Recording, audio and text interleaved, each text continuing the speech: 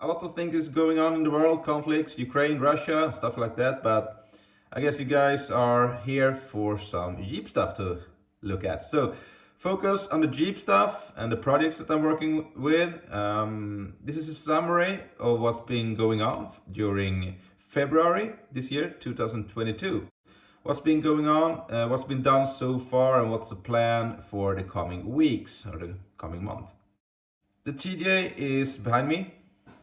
You can see the frame is all cut up, and I start to mock up where the new frame needs to be. I'm gonna show you the type of rear suspension that I'm thinking about for this one, and I also bought another Jeep, an XJ again. Let's have a look after the intro.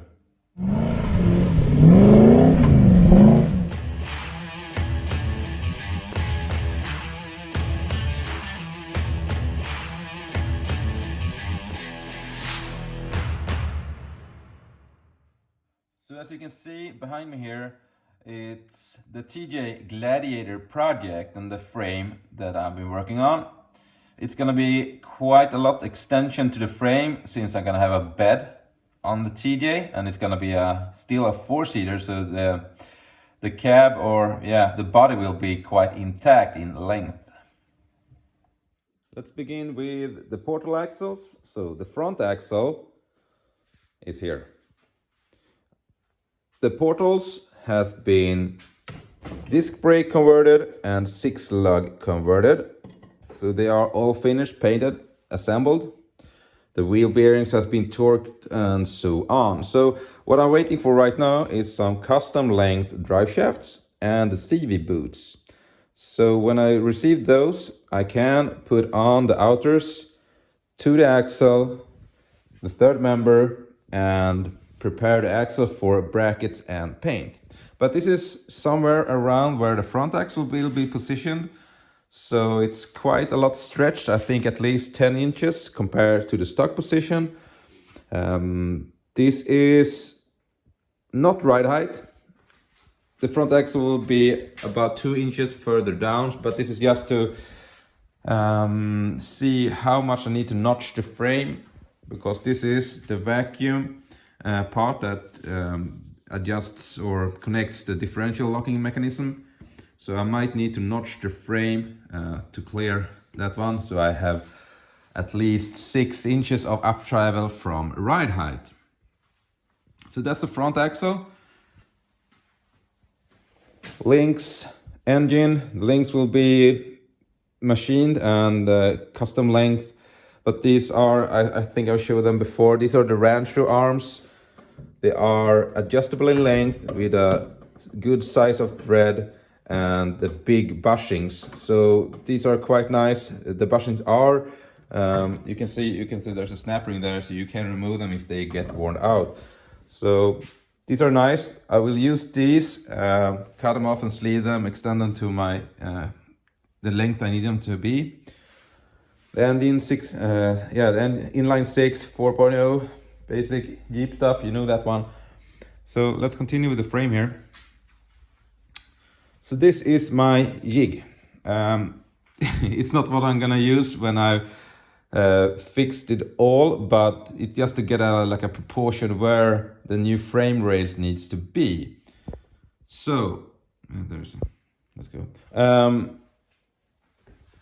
This is the difference in width, so it needs to be offsetted towards the center like this. So the width between the frame rails are actually the same as in the front. So yeah, let's go to the other side. I've done some lines there where stuff is going on. Here we can see. So this is where the tub goes up. So in the tub on the TJ, the floor goes around here, and then it goes up for clearance. So that's where I can have this height on the new frame rails.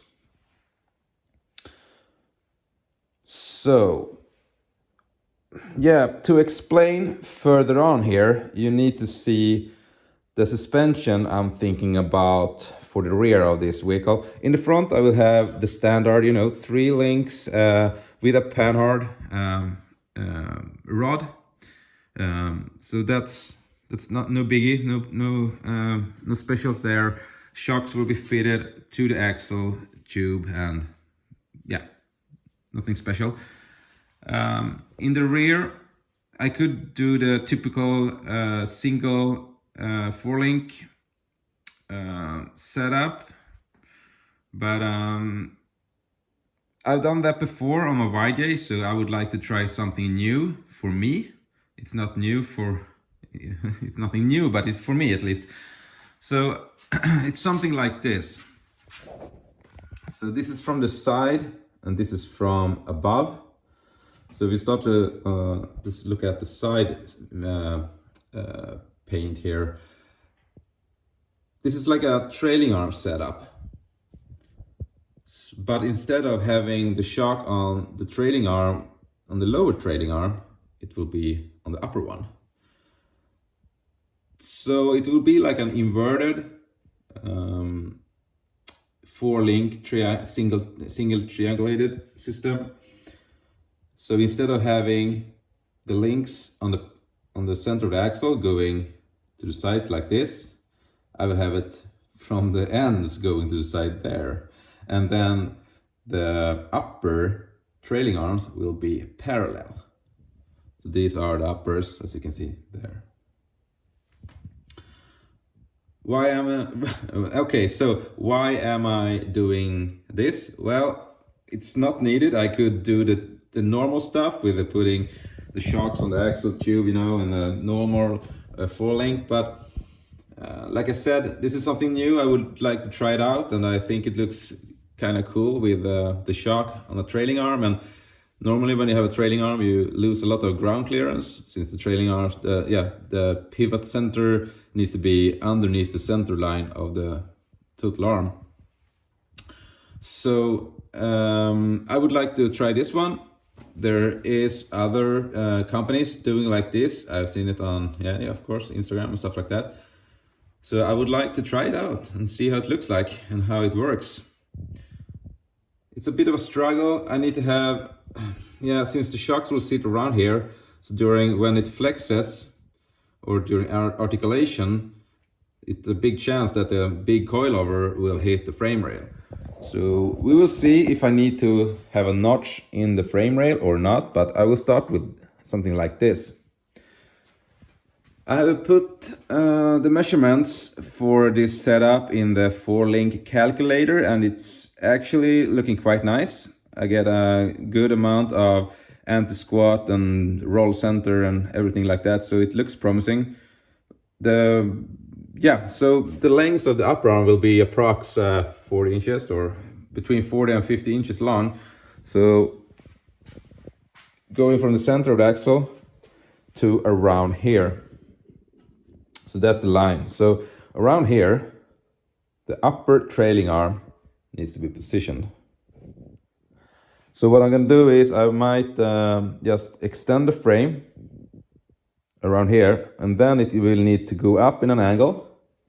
So this angle there, and then straight again. And I will use this space here to both have more strength with this plate here, and also use this plate as the bracket for the bushing of the upper arm.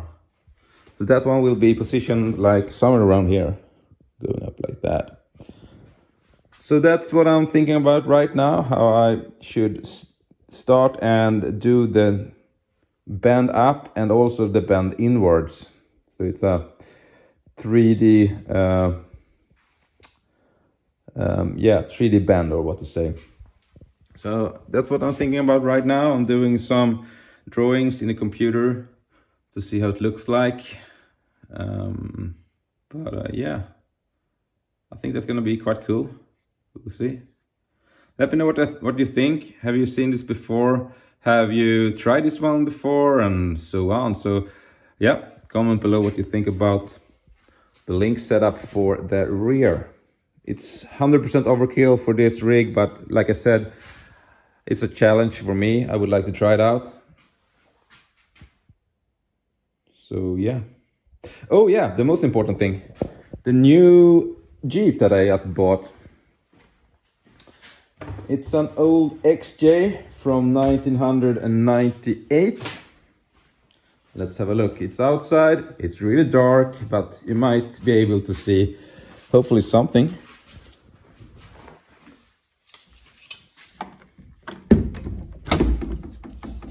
Oh, there's a kitty. Sorry. So here it is. Oh, you can see quite well, I think. So yeah, a 98 Cherokee XJ. Quite nice condition. It's not that big dents and scratches. I think it's quite okay. Of course, the rockers are really rusted out, so I bought new ones. I will replace the whole rockers. There is some rust in the doors, so I might fix that as well. There's coming some rust around some places. I might fix that. But the plan is just to make it run good, replace the windshield because it's cracked, and yeah, fix all the issues, do a big service of it, and go through inspection with it, and then sell it. So hopefully this one can bring in some cash so I can push it in the TJ project. So let me know what you think I should do with the XJ. Yeah, I don't want to hear something like 4.5-inch 35s and stuff like that. It's gonna be just a quick flip in and out. But I'm gonna make an episode where I'm showing you how I replace the rockers, at least. And the rockers are there. So I have received new ones in steel.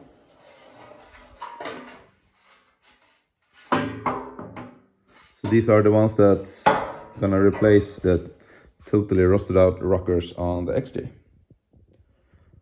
So yeah, I will begin with the XJ hopefully within 1 or 2 weeks and have it all fixed up. I don't know exactly the plan with the frame. I might go with this one to the sandblasting company before I start with extending the frame and everything like that.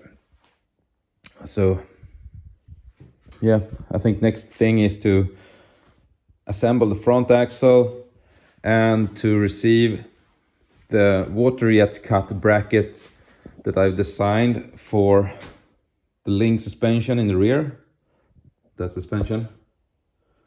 So those are ordered and hopefully receive them quite soon, so I can weld those brackets on and then I can paint the whole rear axle so it's totally complete and finished.